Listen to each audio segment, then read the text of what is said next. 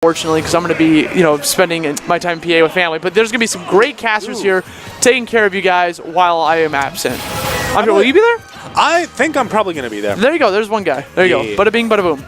All right, and we have Jen deciding to go Bayonetta, which is interesting because we've seen him go Ryu and have some really, really good showings with his Ryu so far. I wonder why he decided to switch. It could just be he's played this against Sinji before and his Ryu just doesn't cut it.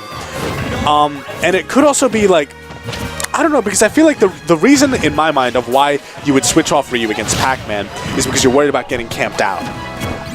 But Bayonetta is another character whose kind of bad mobility and lack of good throw combos can also make her difficult to deal with camping players. Well, what Bayonetta thrives on is the ability to punish. She's great at punishing, and that's one thing that Pac-Man might not be able to do. And she's but one minute he might be throwing a projectile, she might be able to get in his face, throw out some damage, start to rack up a little bit of damage. She also has Witch Time on disposal, which does affect projectiles if it's close enough.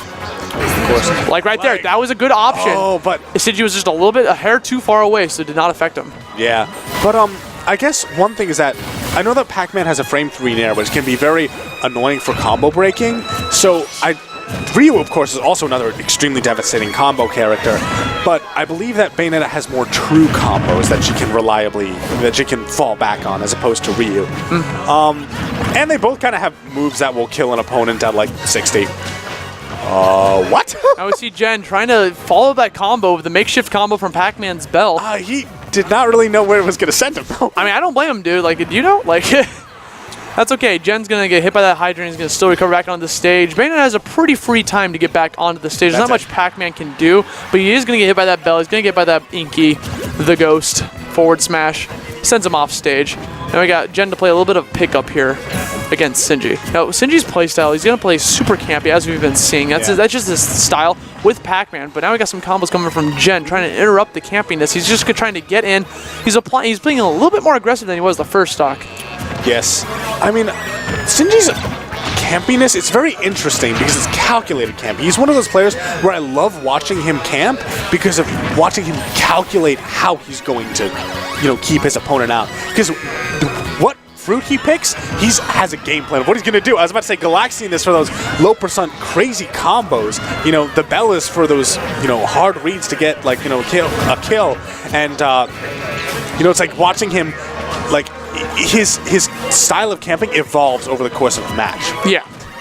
He adapts to what the situation is. He adapts, wait, is my opponent not figured this projectile out? I'm going to abuse this projectile. I'm going to abuse this gimmick. Because Pac-Man is like the character of 100 gimmicks. He just has so many of them up his arsenal that you just have to learn so much about this character. If you go into this matchup completely blind, you will get curb stomped. You have to know what you're doing when you're fighting against Pac-Man.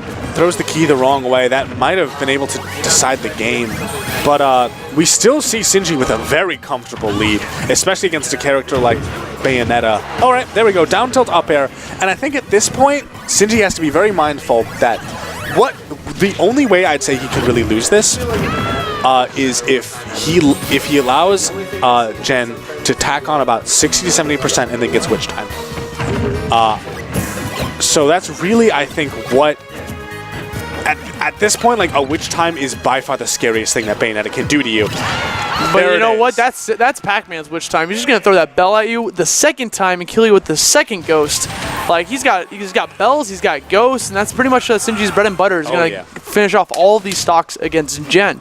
Jen not really coming up with an answer for that bell. I mean, he had the right idea that first stock when he was going for some Witch Times on the projectiles, but he only went for it once. And I feel like he just doesn't feel comfortable because he was too far away. He doesn't feel comfortable, and at that point, he really doesn't want to stale his Witch Time because he knows that that's his trump card that he needs to use in order to win. Which is kind of useful in a way when you know that a Bayonetta is extremely 34%. I'm always, whenever Sinji does a crazy Galaxian combo, I'm just amazed. It's 70% off of just what feels like just shouldn't be. Yeah, I mean, the Galaxian ship's pretty powerful. Just able to, it adds hit stun, adds combos that normally wouldn't work to, happen. And now we see, Jen's going to Dreamland, probably got a ban from Battlefield for Sinji. That was almost the most disgusting combo with that Galaxian ship, extending it so far. But then we see Jen using Bat Within to get escape more damage. This could be big though. Oh, manages to air dodge out of that last up air. That definitely would have killed if Sinji hadn't been able to get away like that. Oh, okay. Sinji likes to go for those grabs when he gets pushed by the hydrant. Like, he just loves, when the hydrant's pushing him, he goes for the grabs. Like, you won't expect me to get pushed forward a little bit.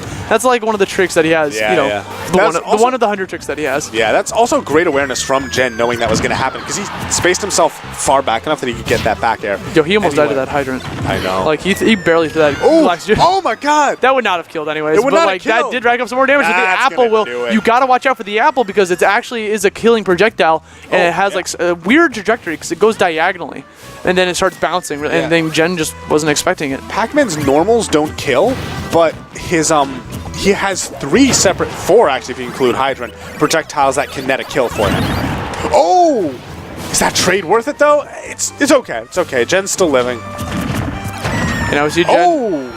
What was that animation? We see Jen hitting the hydrant and then reeling back a little bit. Okay. After hitting the hydrant. He's dead. If he gets that, go down there. Dude, you had it. It's kind of dangerous to go. I mean, he is Bayonetta, so he does have the ability to get back onto the stage with relative ease. But it is still risky to go for that. He just mistimed it, and I don't blame him for not going for it because he could have died himself if he would have caught on that trampoline. I mean, but like, look at how much it's already cost him. I feel like at that point, you've just got to have confidence. He should have went. I mean, how convincing the timing that he had, he would not have caught it. Like that, so I don't blame him for backing off. Oh but yeah, no, if he went a little bit earlier, he would have been fine. Oh yeah, that's what I'm saying though. Is that like he should have just been, because you can just float down there pretty much, and then just air dodge at the right time and fast fall. But anyway, Jen still cleaning up pretty quickly. Doesn't take too much damage before this next stock, but we see Sinji just keeping up these walls, and it seems so hard for Jen to really get something started. Like I don't really see him pulling off these crazy Bayonetta combos that much, especially at low percents.